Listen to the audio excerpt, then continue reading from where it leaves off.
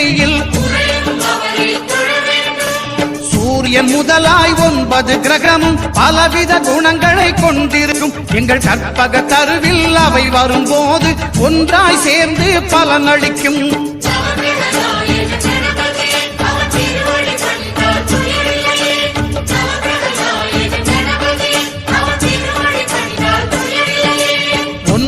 கோளும் ஒன்றாய் காண அங்கு கற்பகம் என்னும் கடவுளின் மெய்யில்